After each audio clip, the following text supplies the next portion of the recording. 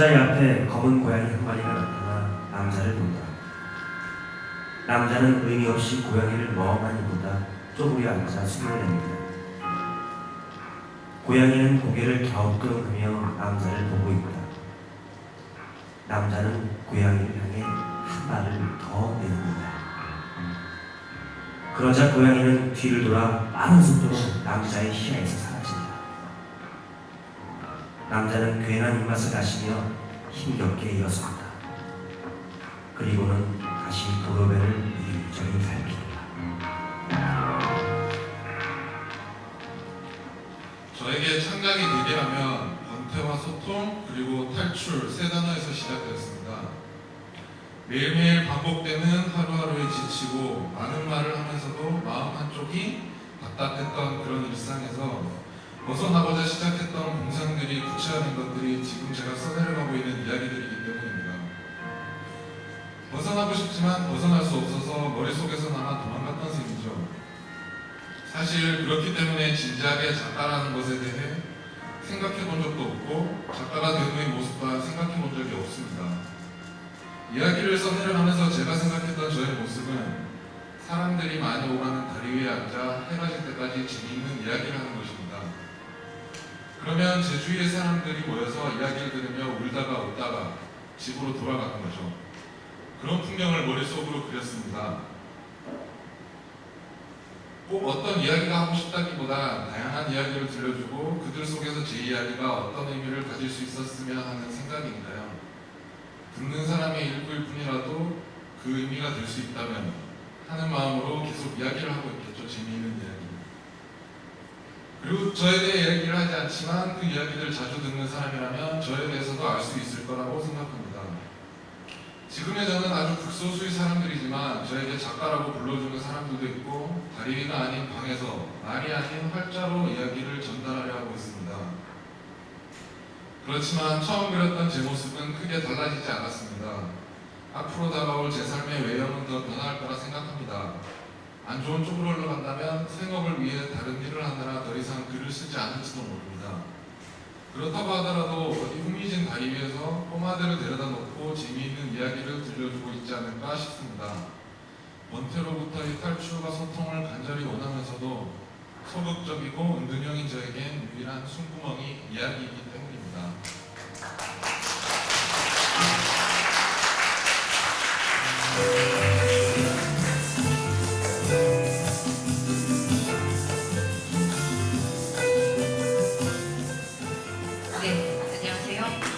한국문화예술위원회가 등단 5년차 미만 우수작가를 발굴하고 양성하기 위해 진행 중인 기념 콘서트 빠릇빠릇 시시한 밤 소소한 밤에 오신 여러분, 관객 여러분 반갑습니다. 저는 오늘 행사 사회를 맡은 초특급 신비주의 미녀소설가 이은선입니다.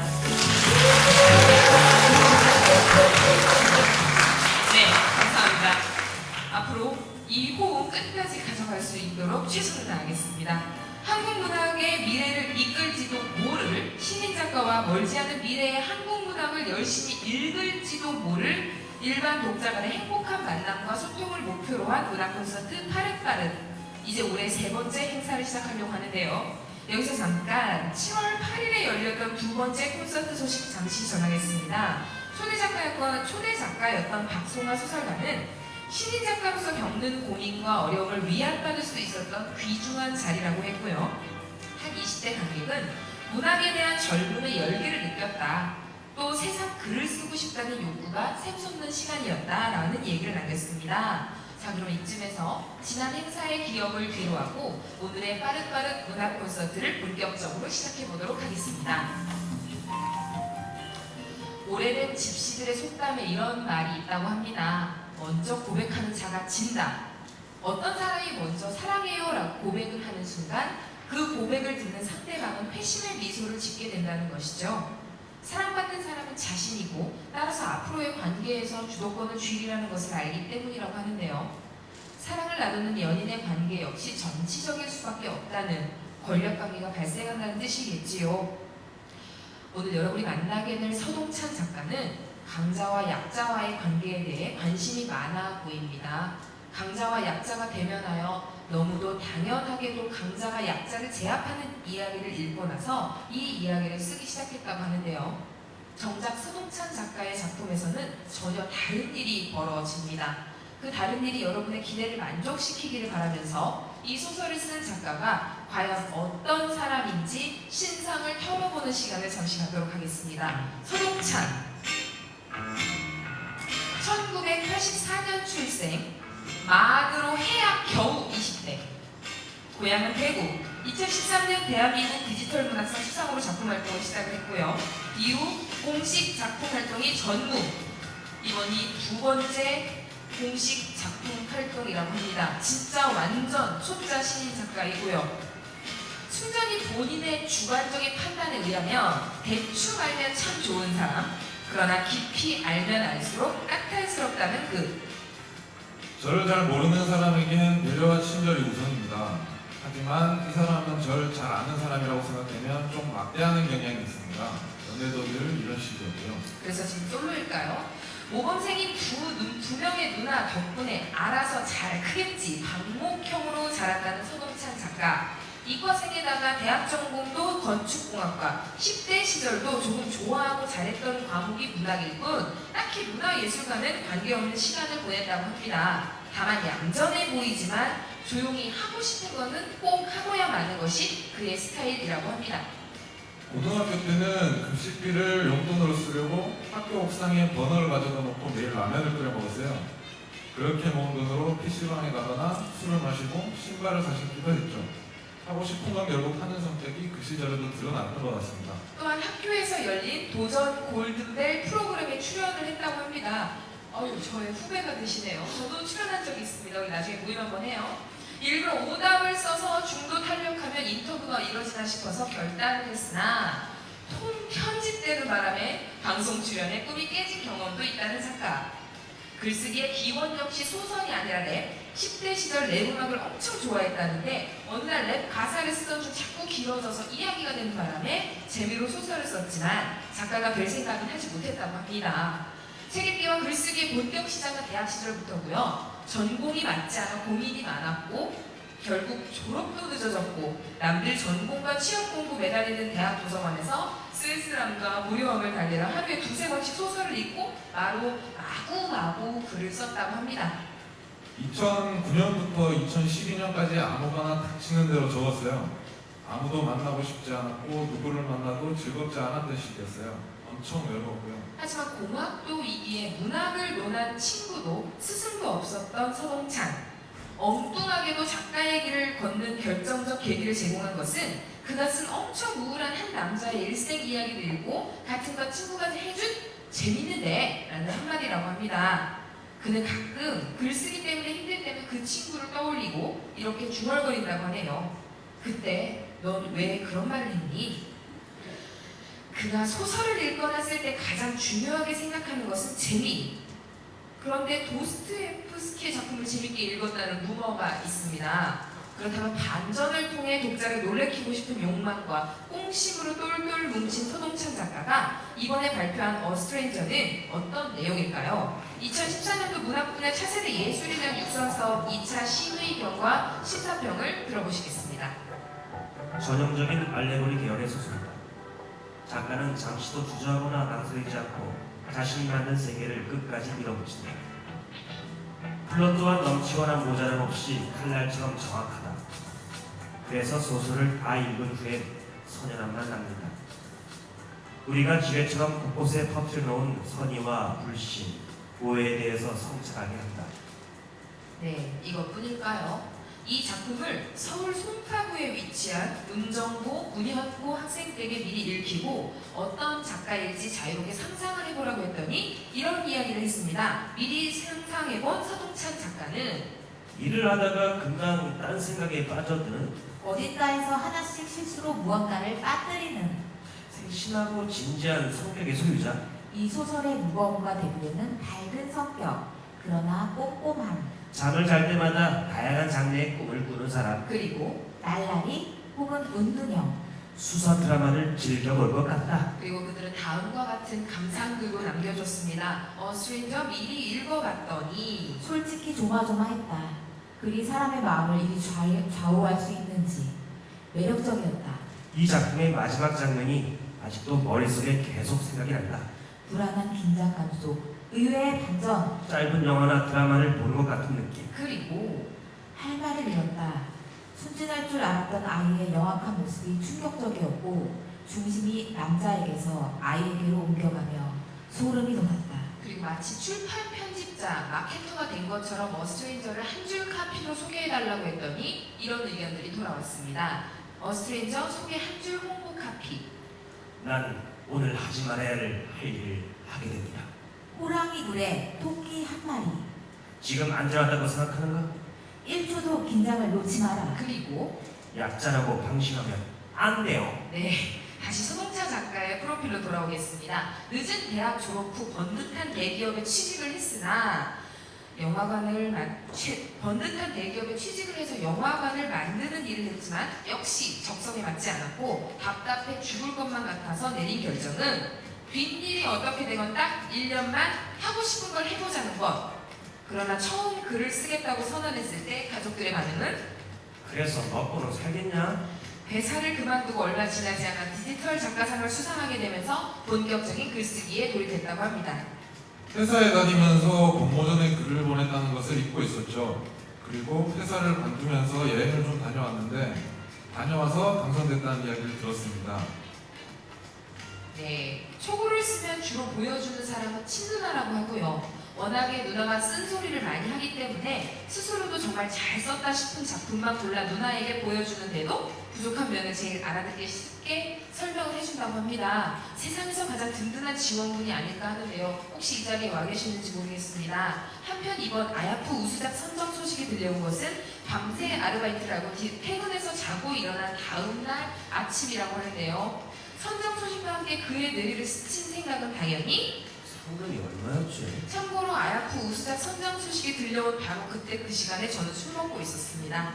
비록 많이 가난하지만 열심히만 한다면 원고료로 먹고 살 수도 있는 소설가의 길로 접어든 서동찬 작가. 한 달에 일주일 정도 알바로 최저 생계비 이하의 돈으로 살고 있지만 나머지 시간에 전부 소설에 몰두할 수 있어 행복하다는 그에게 응원의 박수 한번 부탁드려도 될까요? 네.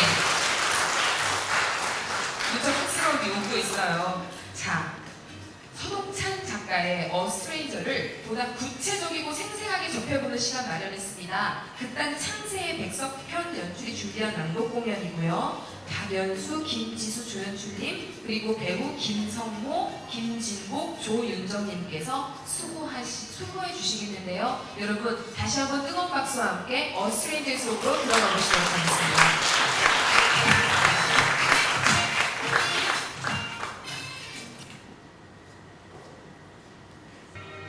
천천히 걸어 들어온다. 남자는 머리에 상처가 있는지 얼굴이 피로 붉게 물들어 있다. 남자는 눈을 빠르게 깜빡이기도 하고 오른손으로 눈을 비비기도 하면서 비틀비틀 걷고 있다. 그러다 한 상가 건물의 슈퍼마켓을 발견하고 입구를 향해 천천히 걸어간다. 슈퍼 문 앞까지 걸어간 남자는 문 손잡이를 붙잡고 당겨보지만 문은 열리지 않는다.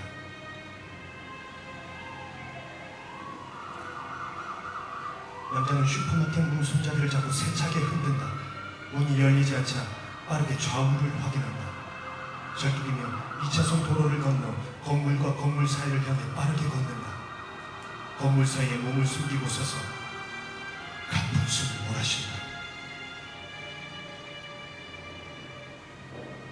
품에서 붉은 빛이 도는 칼을 꺼내들고 주변을 살핀다. 발밑에 있는 하수도 구멍에 칼을 던져넣는다. 달그락 소리를 확인하고 다시 벽에 붙어서는 남자.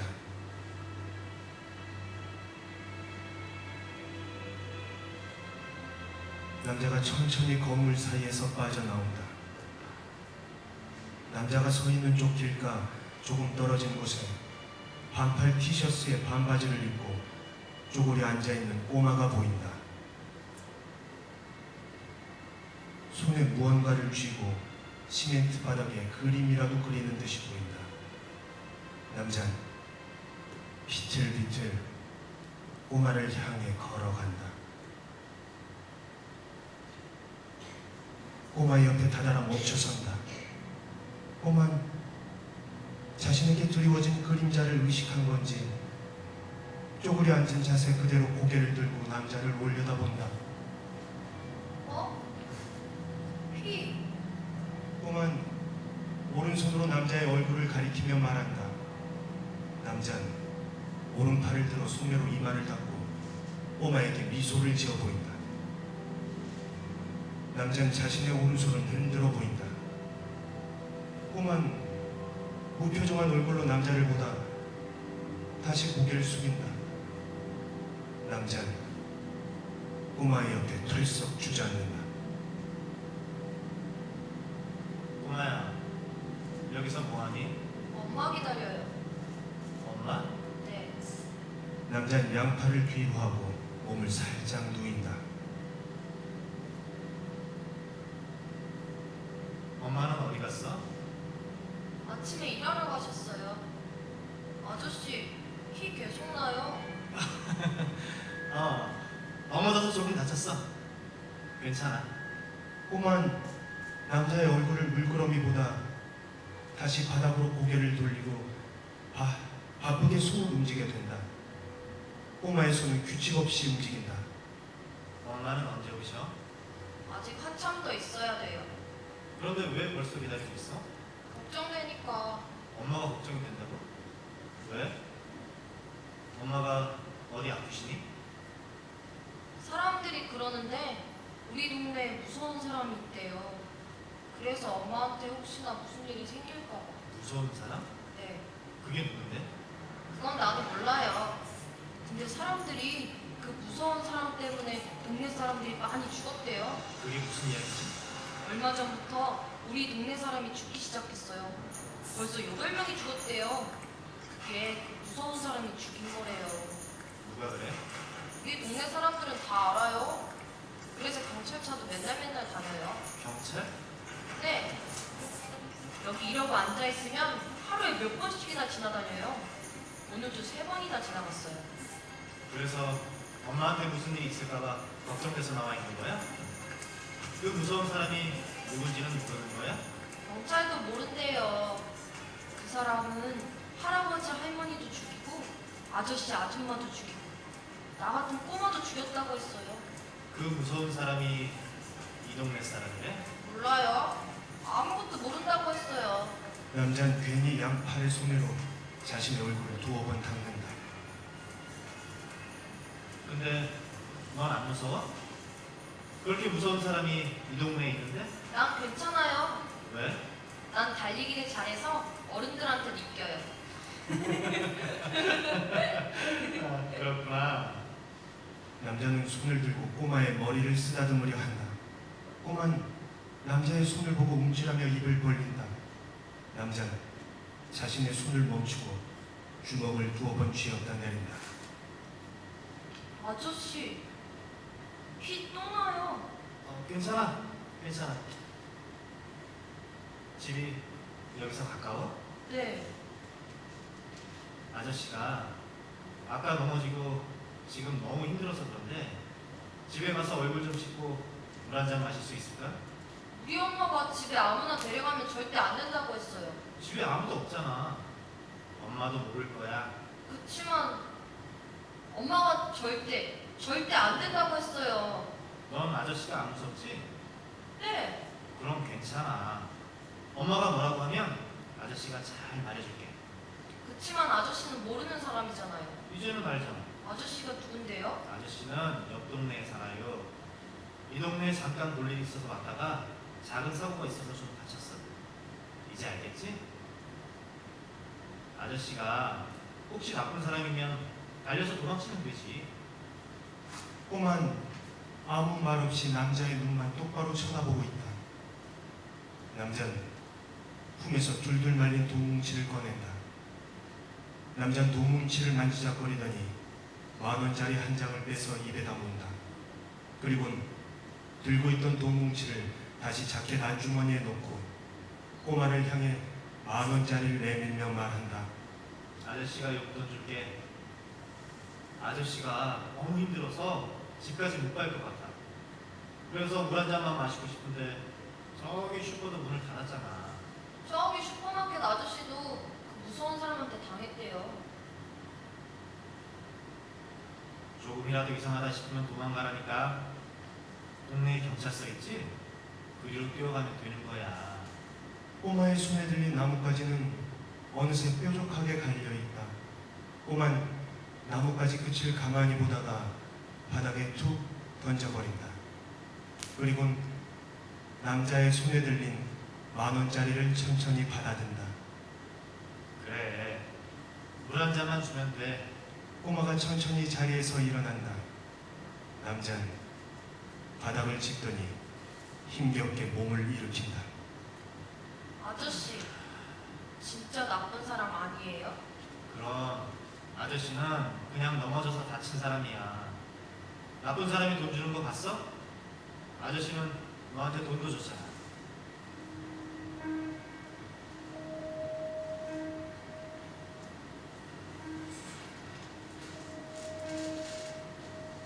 남자는 꼬마를 따라 비틀거리며 걷기 시작한다.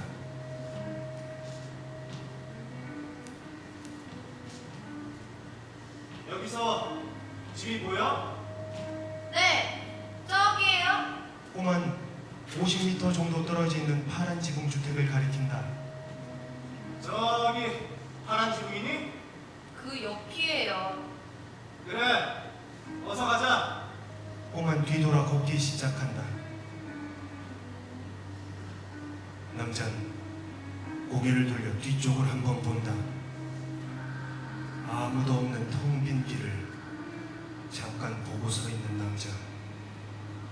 뭐 하세요? 아무것도 아니야. 꼬만 제자리에서 남자가 천천히 자신에게 걸어오는 것을 보고 있다. 그리곤 남자가 바로 앞까지 오고 나서야 뒤를 돌아 다시 걷기 시작한다. 꼬만 한 걸음 한 걸음 바닥을 보며 걷다가 갑자기 멈춰서서 뒤를 돌아본다. 왜? 아저씨, 진짜 나쁜 사람 아니에요? 그럼. 진짜 물만 마시고 갈 거예요? 그래. 물만 마시고 갈게.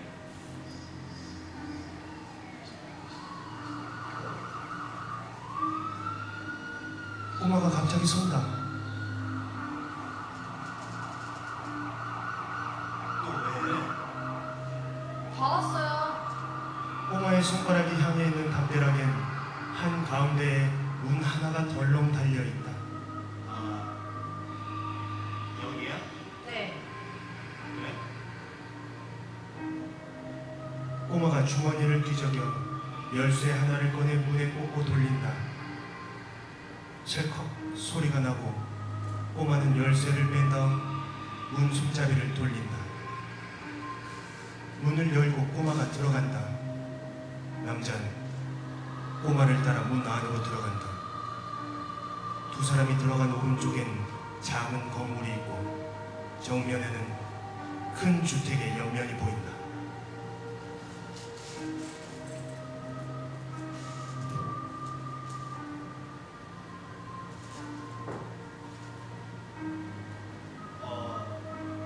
여기가 너희 집이야? 네. 저기 저 큰 집은 주인 아줌마 집이고요. 우리 집은 여기고. 꼬만 문 하나가 달려있는 작은 건물을 가리킨다. 꼬만 문을 열고 안으로 들어간다. 남자는 문 손잡이를 잡고 안으로 들어간다. 문의 안쪽은 2m 정도의 통로가 있고 오른쪽으로 문이 하나, 정면으로 문이 하나 있다. 꼬만 오른쪽에 있는 문을 열고 남자를 보며 말한다. 여기가 방이에요. 잠깐 들어가 있으세요. 그래. 꼬만 다시 뒤를 돌아 정면에 보이는 문으로 걸어간다. 꼬마의 뒷모습을 가만히 보고 있던 남자는 꼬마가 정면에 보이는 문을 열고 안으로 들어가는 것을 확인하곤 자신이 열고 들어온 집의 문을 잠근다. 그리고 천천히 신발을 벗고 문이 열린 오른쪽 방으로 들어간다. 남자는 방 한켠에 서서 방 안을 둘러본다. 책상 위에 꼬마와 한 젊은 여자가 어깨 동무를 하고 활짝 웃고 있는 사진이 놓여 있다. 남자는 사진을 집어들고 눈 앞에 가까이 가져가 본다. 잠시 사진을 보고 있던 남자는 손가락으로 액자를 톡톡 두드리며 웃는다. 천천히 액자를 내려놓고 남자는 돌아선다. 엉거주춤하게 서서 연신 방안을 살펴보던 남자는 바닥 한가운데 앉는다. 꼬마가 방문을 열고 들어온다. 꼬마의 손엔 물컵 하나가 들려있다. 방으로 들어온 꼬마는 컵을 남자에게 건네고 남자 옆에 앉는다. 여기서 엄마랑 둘이 살아? 네. 엄마는 언제 들어온다고 했지? 아직 안 와요. 밤늦게 올 거예요. 남자는 꼬마에게서 받은 물컵을 바닥에 내려놓는다. 물 안 마셔요? 잠깐만 쉬었다가 마실게. 아저씨가 좀 많이 걸어왔더니 힘들어서 그래. 아저씨, 또 피나요. 그래? 꼬마야, 미안한데 혹시 수건 같은 거 없니? 아저씨, 물만 마시고 간다고 했잖아요. 피가 자꾸 나는 것 같아서 말이야. 피만 좀 닦을게. 꼬마는 입술을 한번 삐죽 내밀고는 다시 방을 나간다. 남자는 얼룩이진 자신의 자켓 소매를 한번 보고는 피식 웃는다. 꼬마가 한 손에 수건을 들고 방으로 들어온다. 남자는 꼬마가 건네는 수건을 받아들고 피가 흐르는 자신의 상처에 갖다 댄다. 많이 아파요? 아니, 괜찮아. 병원 가봐요. 괜찮아. 그냥 넘어진 거야. 수건은 검붉게 물들어 있다.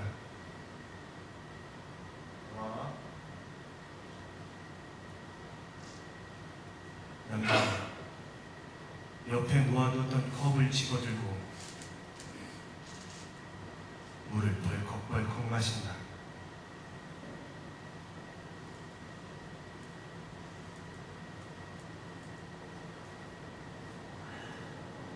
엄마한테 혼나니까 그 수건은 가져가세요.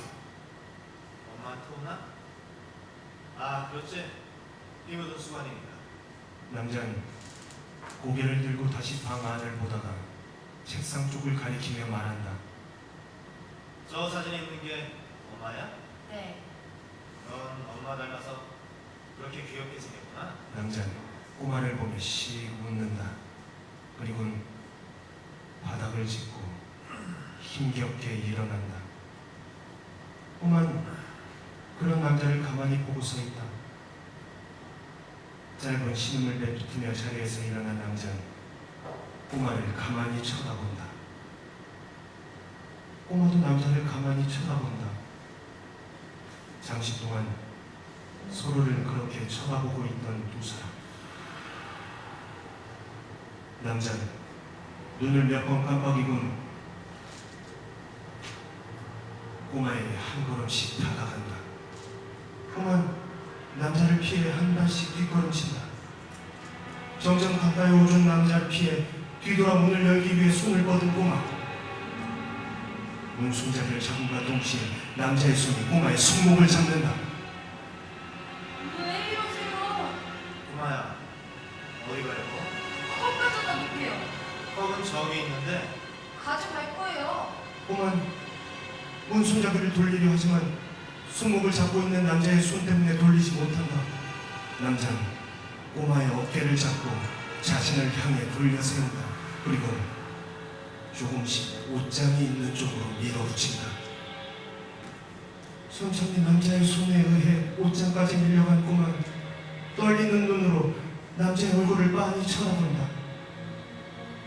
한쪽 입꼬리를 올리며 웃는 남자는 자신의 얼굴을 꼬마의 귓가에 바싹 가져간다. 꼬마야, 엄마 말씀을 잘 들어야지. 모르는 사람을 집에 들이면 어떡하니? 남자는 그렇게 말하며 어깨를 잡고 있던 손으로 꼬마의 목을 움켜잡는다. 훔치는 꼬마는 소리를 지르려다 소리가 나오지 않는지 입을 벌린 채로 양팔을 휘두른다. 꼬마가 휘두른 팔이 남자의 상처난 머리를 때리고 남자는 작은 신음과 함께 뒤로 한 걸음 물러나며 자신의 상처를 부여잡는다. 꼬마는 잠깐 그런 남자를 보고 있다가 온몸으로 있는 힘껏 남자를 밀친다. 남자는 작은 신음소리와 함께 바닥에 엉덩방아를 찍는다. 꼬마는 그 틈에 문까지 달려 문 손잡이를 잡고 돌린다. 문이 열리고 꼬마가 열린 문틈으로 발을 뻗으려는데 남자의 손이 꼬마의 발목을 잡는다. 꼬마 미끄러지며 바닥에 쓰러진다. 남자는 안간 힘을 쓰며 꼬마의 발목을 자신 쪽으로 끌어당긴다. 꼬마 남자 쪽으로 질질 끌려간다. 남자는 쓰러져 있는 꼬마를 뒤집어 바로 눕힌다. 그리고 꼬마의 몸에 천천히 올라탄다. 너 날 친 거야? 다리를 보둥거리며 빠져나오려고 하지만 허리 위에 올라탄 남자의 무게 때문에 꼼짝도 하지 못한다. 어른을 때리면 못 써. 남자는 자신의 자켓 안주머니로 손을 옮긴다.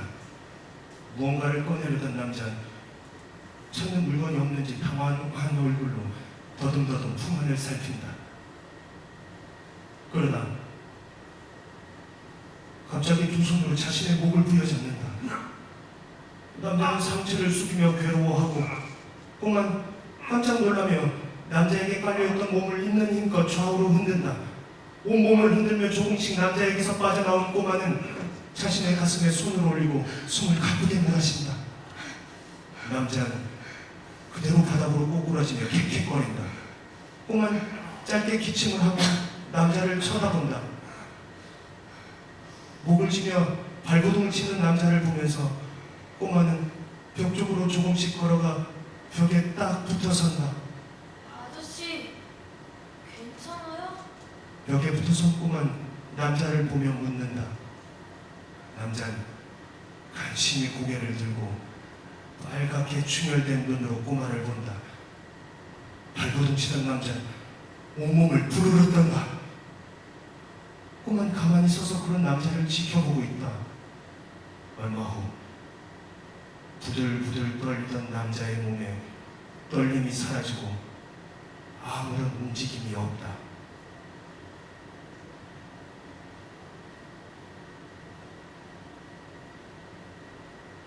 충혈된 눈을 뜬 채로 꼼짝 않는 남자. 꼬만 천천히 남자 쪽으로 다가가 발을 뻗어 남자의 팔을 쿡쿡 찌른다. 아저씨, 아저씨. 아무런 반응이 없다. 꼬만 남자의 옆구리 쪽으로 손을 넣어 낑낑거리며 엎드려 있는 남자를 바로 눕힌다. 남자의 어깨를 흔들며 꼬마는 다시 말한다. 아저씨, 괜찮아요? 아저씨. 꼬만 누워있는 남자의 옆에 앉는다. 옆에 놓인 빈 컵을 집어든 꼬만 컵을 이리저리 살피며 혼자 말한다. 넌 생각보다 반응이 느리네. 꼬마는 컵을 내려놓고 고개를 돌려 눈을 뜨고 입을 벌린 채 굳어가는 남자의 얼굴을 보며 말한다. 아저씨, 모르는 사람의 집을 함부로 따라가는 게 훨씬 위험한 거예요. 제가 우리 동네에 이상한 사람이 있다고 몇 번이나 말했잖아요. 남자고 여자고 모두 다 당했다니까.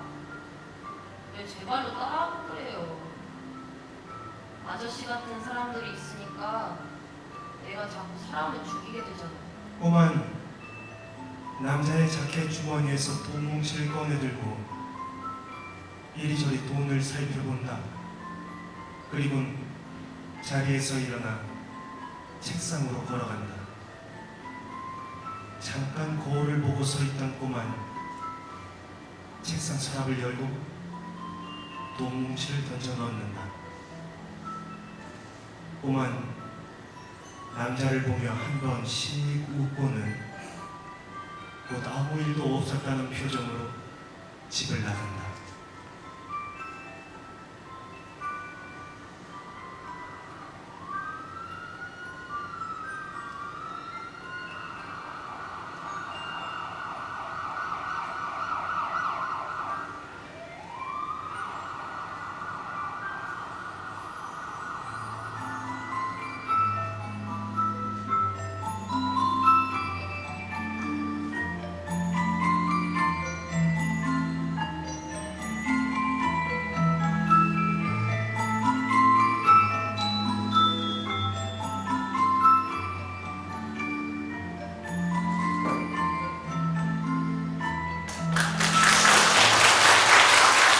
안녕하십니까. 저는 수동찬 작가에게 재밌는데라고 말했던 같은 과시 고은영입니다. 저는 오늘 6가지 단어를 가지고 이 친구를 소개해보겠습니다. 먼저 저희는 건축과를 졸업을 했고요. 다행히 설계 수업도 있고 말도 안 되는 전공 수업도 있었지만 생각해보면 설계 시간이 그래도 꽤 즐거웠던 것 같습니다. 설계 수업을 대략적으로 이렇게 가상의 건축주를 두고 컨셉을 정해서 개념과 의미를 부여한 다음에 이제 디자인 도출하고 모여 만들고 해서 이제 최종적으로 발표를 하는데요. 그 중에서 가장 재미있었던 부분은 이제 가상의 건축주와 컨셉을 정하는 것이었습니다. 이름, 직업, 나이, 성향, 가족관계 이런 것들 어떻게 보면 작가로서 인물을 설정하는 부분과 닮아있지 않나 생각이 들고요. 그리고 이제 개념과 이름부에서 디자인 완성하는 것 이런 것이 사건과 인물을 조합해서 스토리를 완성하는 것 비슷하지 않을까 생각해봅니다. 어떻게 보면 그 시간을 통해서 상상이라는 학습을 저 친구가 좀 하지 않았을까 그렇게 생각해요. 그 다음에 말씀드릴 건 단 하나만 더 있는데요. 이 친구는 이제 복학 후에 이제 수업 듣다가 친해지게 됐는데요. 저희가 꽤 오래 다니긴 했지만은 그래도 제일 가까워진 기억이 방학 때였는데요. 특별할 거 없이 뭐 방학 때 그때 늦잠 자고 뭐 게임하거나 그러고 방을 빼고 있었거든요. 그러다가 저녁물은 심심하면 서로를 이렇게 좀 불러냈습니다. 오락실 가서 뭐 노래 부르거나 아무 때 주저앉아가지고 시시콜콜한 얘기를 하고 그런 얘기를 했는데요.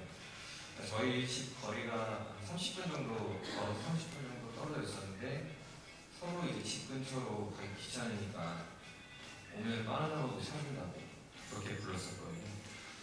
제가 주고 사준다고 저 친구가 30분씩 걸어서 왔는데 그때 이제 이 친구는 서로 이제 마음이 동하면은 말을 안 해도 상대를 이해하고 좀 기꺼이 움직이질 줄 아는구나 그런 생각을 했습니다. 그리고 다음 스쿠터입니다. 이 친구도 저도 함께 스쿠터가 있었는데요. 근데 뭐 같이 타거나 그러진 않았고 이제 둘이 공통적으로 갖고 다니는 사람 중에 하나였습니다. 그러다가 이제 제가 우연히 스쿠터 하나가 생겼는데 막상 탈 상황이 안 돼서 저 친구한테 줬었거든요. 근데 좀 제가 귀찮을 법한 거리까지 스쿠터를 몰고 다니는데 어느 날 이제 10분 처럼에서 전화가 왔었거든요. 근데 지금 저 친구는 잠실도에 살고 저는 김포항에서 살거든요. 근데 나가봤는데 저 친구 스쿠터를 몰고 왔더라고요. 서울 저희는 둘 다 대구에서 와가지고 서울시 잘 모르는데 맨날 전화하고 이제 여기가 어딘지 막 기다려달라고 그랬었거든요. 근데 그 거리가 혼자 찾아왔더라고요. 그건 이제 좀 하나의 얘기긴 하지만 결국 이제 초반에 좀 헤매긴 해도 결국에는 의지대로 목적을 찾아가는 것이 제 친구 능력 중에 하나가 아닐까 생각을 합니다.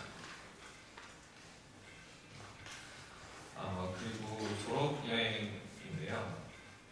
제가 복학 후에 이제 비행기 빠져날 재미이 들어가지고 빠져날 하다가 졸업 여행이 가고 싶었어요. 근데 졸업 여행이 마침 또 일본이더라고요. 제가 일본에 대해서 약간의 호기심과 해외 여행이라는 기대가 그리고 이제 또 타국에서 일어날 일 없지 내려날 것 같지 않을 수 없는 그런 로맨스에 대한 로망도 좀 있고 해서 그래서 이제 가고 싶었는데 막상 저희 친구들, 같이 다니던 친구들은 다 사실상 과 생활을 하진 않았거든요. 그래서 이제 동기들이 가긴 했지만 또 이제 친구들이랑 또 가고 싶으니까 한 명씩 떠보고 있었는데, 그때 저 친구 이제 불쑥 그렇게 가고 싶냐고 이러듯이 이제 같이 가주겠다 하더라고요. 막상 저는 여행 내내 좀 재밌고 좀 마음 편하게 놀았는데, 저 친구는 그때도 좀 아프고 또 좀 그래가지고 힘들었는데도 제가 가고자 하는 대로 다 해줬고요. 그것도 좀 부담일 수도 있고 불편할 수도 있지만 이제 또 누군가를 위해서 배려도 할 줄 아는 그런 친구인 것 같습니다. 그리고 다음은 대학 노트인데요. 예, 대학 노트라고 이제 줄 꺼진 그런 연습장이 있는데, 그걸 이제 또 공부를 열심히 하진 않지만은 또 솔직히 펜을 그냥 올릴 수는 없으니까 이제 책상 위에 올려놓고 있었거든요. 근데 저는 주로 이제 뭐 대학 노트 낙서를 했고, 저 친구는 뭔가 막 써내려가고 있었거든요. 근데 생각해보면은 노트를 좀 자주 사더라고요. 그래서 두세 장 정도 보통 보면 그 정도 되는 글들을 썼던 것 같아요. 물론 좀 여백의 미가 뛰어난 장면도 있고, 뭐 당시 생각 없이 이제 친구 그래도 글을 읽다 보면은 또 더 써요. 좀 더 빨리 쓰라고 막 적극했던 그런 기억들이 좀 있어요. 그때 재밌는 대로 했던 것 같고요. 물론 이제 좀 의미 없는 글과 낙서들이 다 이상이었긴 했지만, 그때부터 이 친구의 재능을 좀 저는 그때 느끼지 않았던 거 생각을 해봅니다. 마지막으로 커피와 담배인데요. 저희가 이제 제가 복학하고 나서 이 친구랑 친해지고 아직까지 꾸준히 연락을 하고 만나는 이유는 아무래도 커피와 담배 때문인데요. 뭐 남자들끼리 만나서 무슨 커피 먹냐고 마시냐고 술 먹지 그런 얘기 할 수도 있는데, 저희 둘 다 술을 잘 못하기도 하고 해서 이제 아마 커피랑 담배를 택하지 않았나 싶습니다. 어쨌든 담배를 태우면서 이제 커피를 마시곤 하는데, 정확히는 이제 그 시간을 통해서 대화를 자주 하고 또 이제 동시에 공유하고 또 공유하는 개념적인 부분이 많아서 그런 것들 때문에 신분이 유지된다고 생각을 합니다. 그리고 그런 것들이 비교적 상충되지 않기도 하고, 또 특별같이 사소한 것부터 이제 뭐 삶과 생명이라는 다른 철학적인 부분까지 몇 시간씩이나 얘기를 하고 하거든요. 근데 뭐 이때 장점이라면 서로 입에 뭔가를 대고 있으니까 상대방을 자연스럽게 듣게 되더라고요. 근데 사실은 뭐 애초에 대학 시절에 뭐 바나나나 우리 사진장에서 뭐 그런 식으로 만나서 얘기했던 저희가 이제 커피를 마시면서 이야기하는 그런 어른이 된 것 같기도 하고요. 이제 둘 다 입에 달고 하는 그 두 가지가 커피와 담배인 것 같습니다. 그래서 저는 그 친구를 6달 키우고 소리를 마치겠습니다. 감사합니다. 와, 오늘 출연하신 소감, 지금까지 행사 지켜보신 느낌 어떠셨는지 부탁을 좀 드릴게요. 일단 되게 기분 좋고요. 네. 아까 공연이 굉장히 인상적이어서 네. 그렇게 잘해주실 거라 생각 못했었거든요. 아우, 대학로의 베테랑들이십니다. 굉장히 잘 봤습니다. 동남아 순회 공연도 하실지도 몰라요.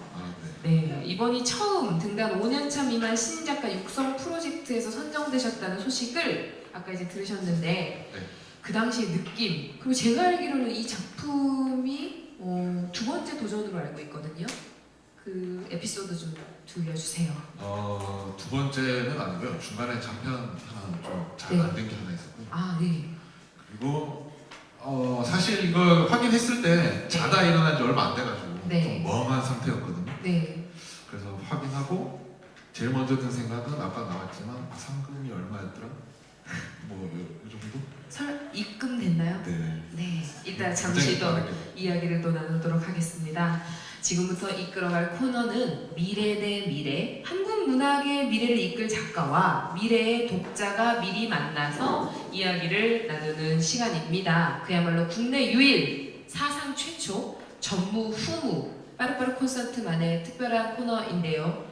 오늘 서동찬 작가를 만나기 위해서 평소 문학이라면 교과서와 참고서 말고는 거의 안 접하는 일반계 고등학교 학생들, 서울 송파구에 위치한 문정고 문현고등학교 학생들인데요.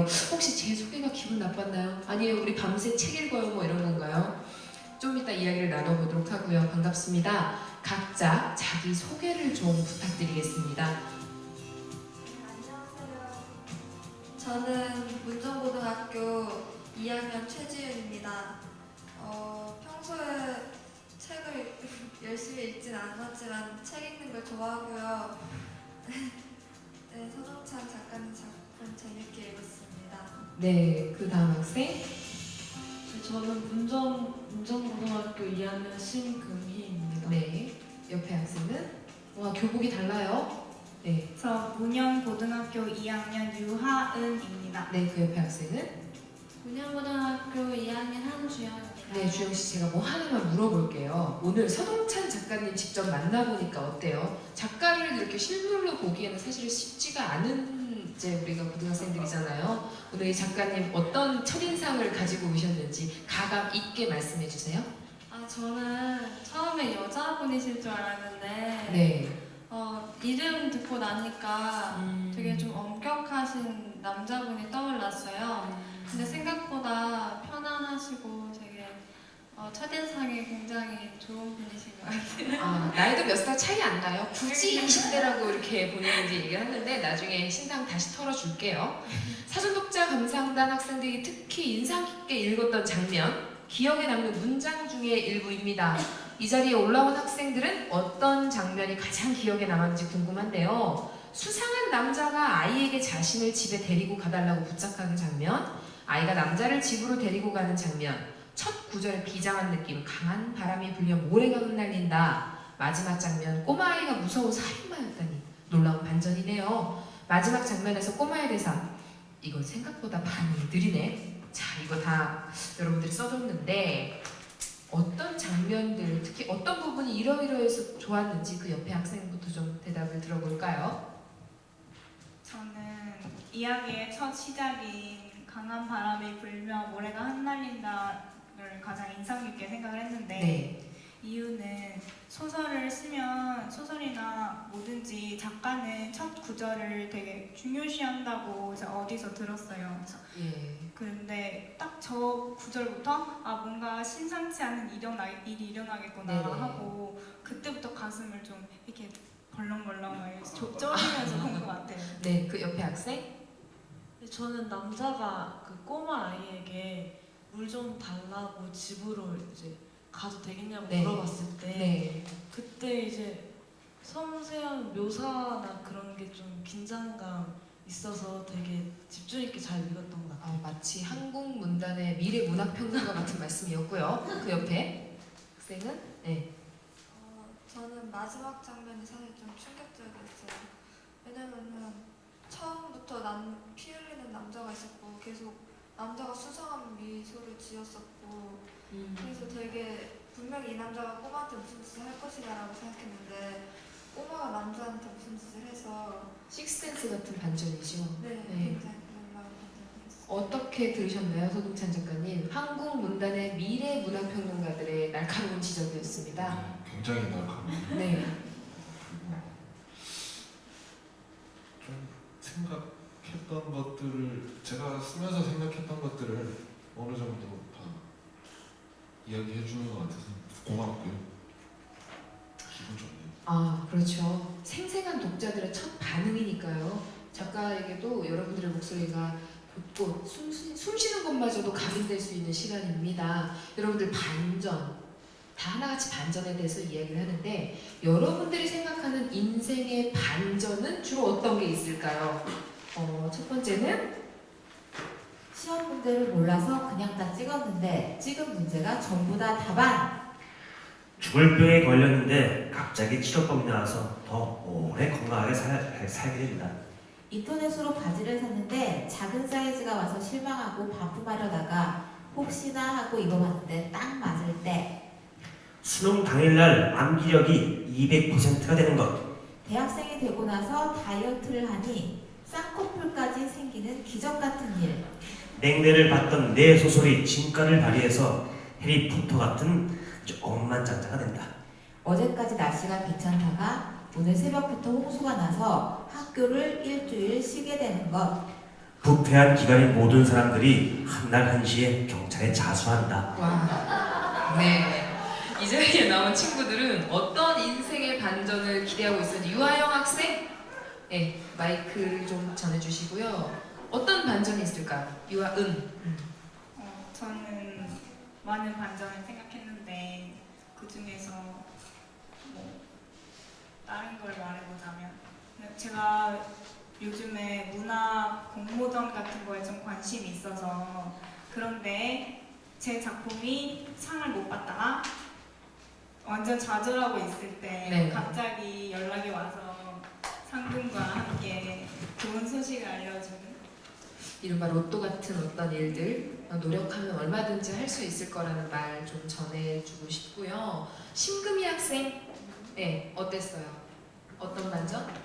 네, 저는 그 대학생이 되고 나서 다이어트를 하고 나니 쌍꺼풀 내가 그 얘기 좀 할 얘기 있는데 미안해요. 내가 갑자기 여기 보니까 내가 아까 이거 보고 빵 터졌는데 고등학생 때 살이 많이 찌고 대학생이 되고 나서 다이어트를 하니 쌍꺼풀이 생기는 기적 같은 일이라고 했는데 대학원 박사과정을 가도 안 빠집니다. 다른 반전을 좀 생각하시는 게 좀 좋을 것 같아요. 예, 좀 다른 꿈을 꾸세요. 네, 그렇지. 자, 심금희 학생.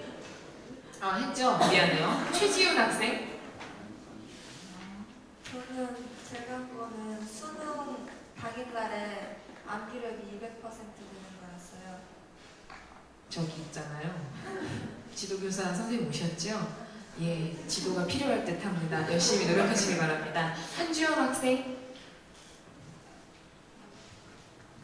제가 한 거는 해리포터 작가처럼 처음에는 소설이 냉대를 받다가 나중에 엉망장자가 되는 거라고 했어요.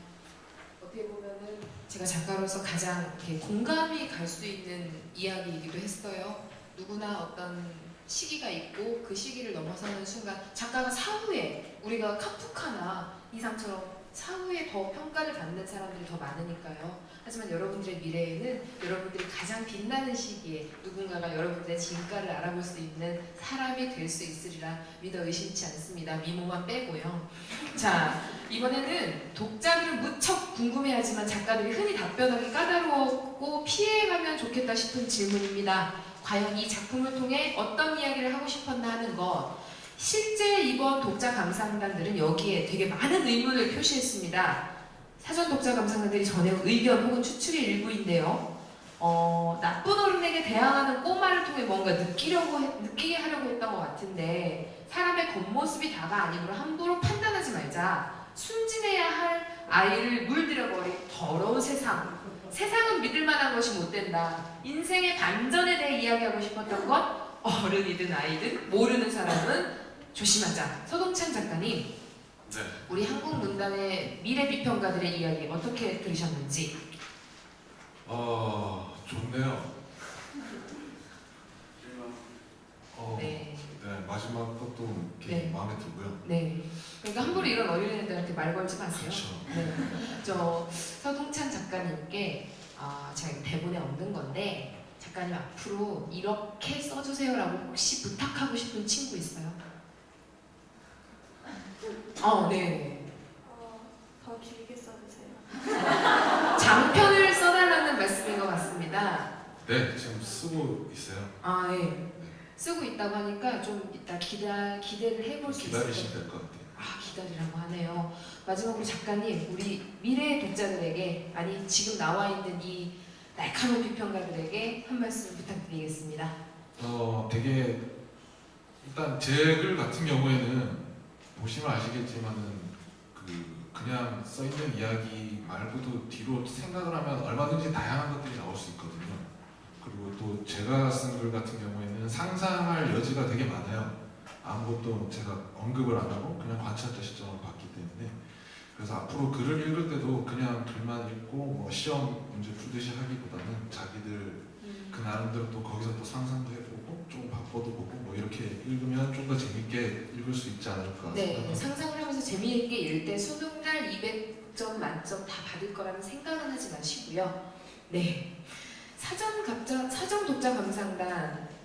근데 이때 작품 내용을 보면 꼬마는 어린 나이임에도 불구하고 매우 주도 면밀하고 대담하고 치밀하면서 평범치 않은 성장 과정을 겪은 것처럼 보이는데요. 이 꼬마는 어떤 사연을 가지고 있길래 이렇게 된 고 이후에 어떤 어른으로 성장할지 사전독자 감상단 학생들의 상상을 1분 동안 들어보도록 하겠습니다. 자, 시작해주세요. 이 꼬마는 사실 뻔한 레파토리대로라면 되게 치밀하기로 소문난 살인마로 성장할 것 같아요.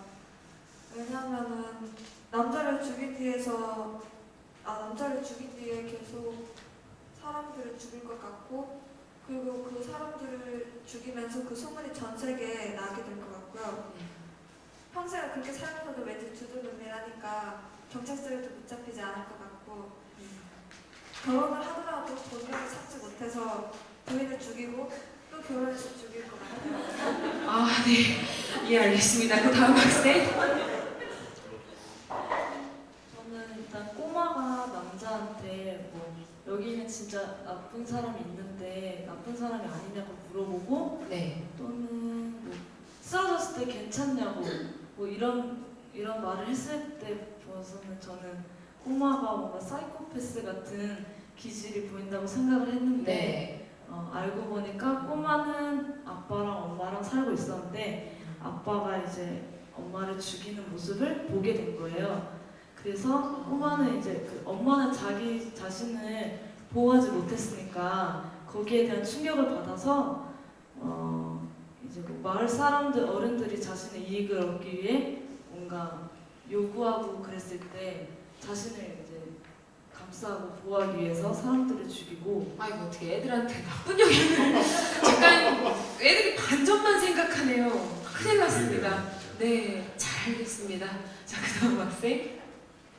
저는 3살 버릇 여든 간다라는 말처럼 네. 이미 어렸을 때 중독이 됐는데 어른이 뭐에 중독이 됐을까요? 살인 중독이 네. 됐기 때문에 어른이 돼서도 이걸 끊지 못할 것 같고, 네. 어른이 되니까 돈의 맛을 알아서 돈 때문에 사람들을 더 죽이는데 사람들은 걔 순진한 겉모습만 보니까 설마 제가 그랬겠어? 이렇게만 생각하고 그 아이는 계속 결국 희대의 살인마가 된다는 얘기군요.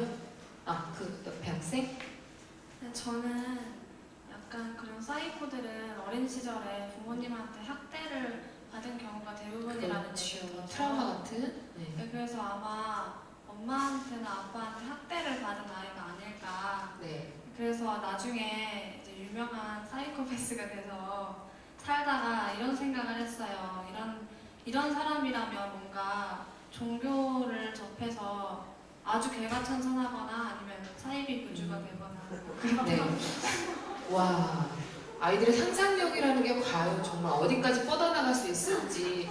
서동찬 작가님, 이 4명의 학생들에게 저는 선물을 하나씩 준비했어요.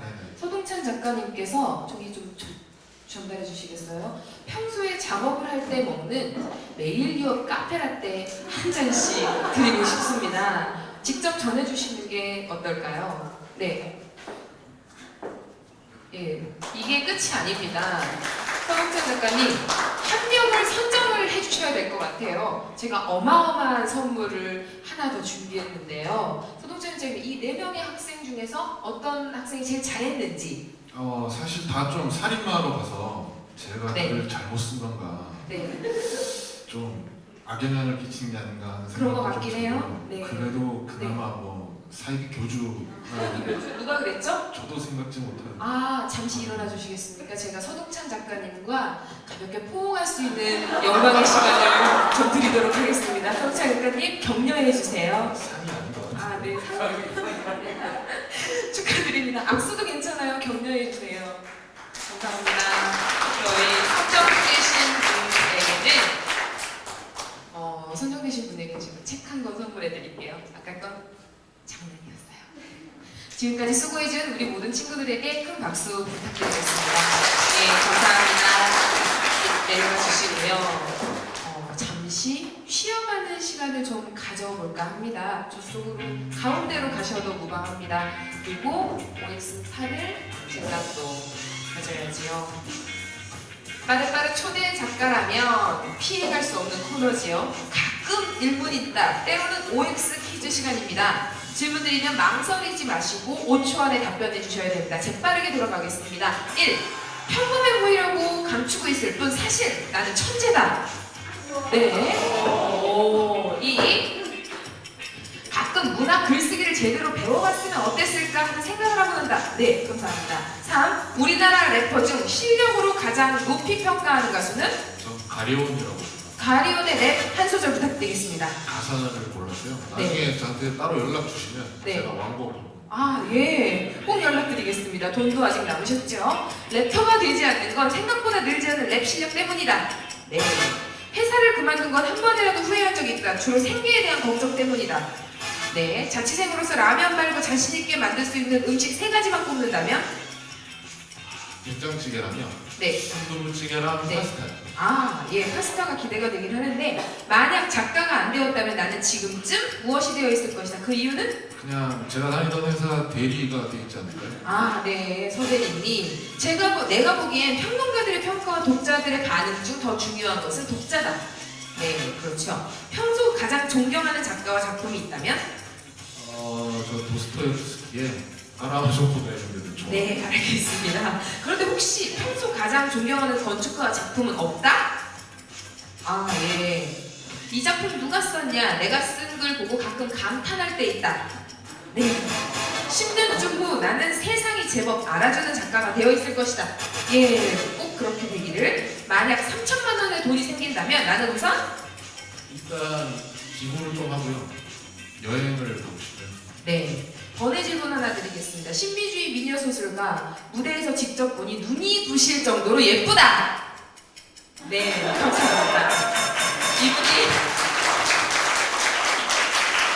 감사합니다. 네, 이제 저희가 대담을 좀 나눠보는 시간을 좀 가져보도록 하겠습니다.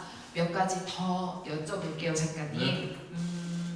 어떻게 해서 이 작품을 쓰게 됐는지의 질문이 굉장히 많았어요. 사전 독자 감상단들에. 네. 근데 낮에 이런 작품 쓰기 좀 힘들 것 같은데 간단하게 이런 작품의 창작 배경에 대해서 좀 여쭤봐도 될까요? 일단 이 내용으로 글을 써야겠다고 생각하고 네. 구상한 거는 밤이 왔고요. 네. 그걸 계속 머릿속으로 굴리고 있다가 쓴 거는 사실 해가 떠 있는 시간에 썼습니다. 그렇군요. 네. 알바가 끝나고 해가 떠 있던 없는 날. 알바가 없는 날. 그렇죠. 틈틈이 일저일 해야죠. 네. 예. 이 아이 나중에 어떻게 됐을까요? 가장 궁금해하시는 부분이지 않을까 싶어요. 사실 저도 정해놓은 건 아니고요. 설정상 어떻게 정해놓은 건 아니고 예. 그냥 혼자 상상만 이렇게 저렇게 해봤어요. 네. 자기 같은 애를 만나서 똑같이 당할 수도 있고 예.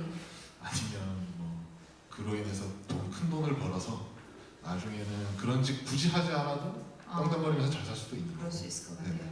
공학도의 길을 접고 문학을 택하셨습니다. 네. 후회하지 않으셨나요? 지금 후회하지 않습니다.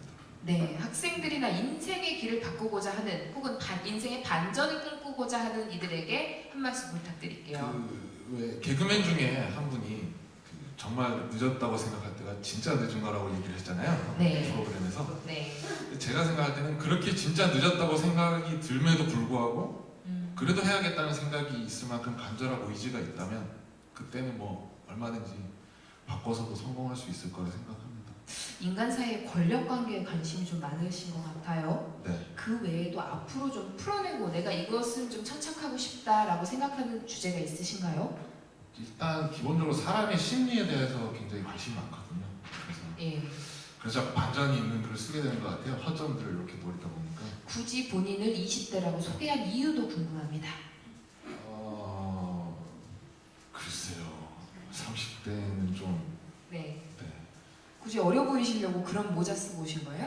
이건 옛날부터 이러고 다녔는데요. 네. 30대 이러고 있다 그러면 뭔가 좀 그럴 것 같아서. 저도 30대지만 제가 제 스스로 예쁘다고 하고 다녀요. 네. 끊임없는 자아 도취 부탁드리겠습니다. 네, 알겠습니다. 서동찬 작가님 앞으로 어떤 작품 쓰고 계신지 혹시 지금 창작하고 있는 작품이 있으시다면 한 소절을 좀 낭독해 주셨으면 좋겠습니다. 보내오신 작품 보내드린 거는 네. 쓴 작품이고요. 쓴 작품이요. 세 장 속의 새들이라는 작품이에요. 네네네. 근데 이거 잠깐 읽어봤는데 이거 우리가 여기서 읽었다가는 큰일 날 것 같아요. 또 반전을 생각할 네. 것 같아서 마지막으로 작가님 읽으라고 하는데요. 연출님 읽을까요? 네, 저희 이거 일부러 이러는 거예요. 일부러 틀리는 거예요. 라이브의 묘미라고나 할까요? 세 장 속의 새들 작가의 육성으로 직접 낭독 부탁드리겠습니다. 네.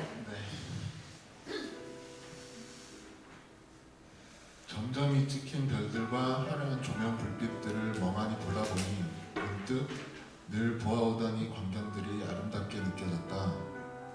닿을 수 있을까?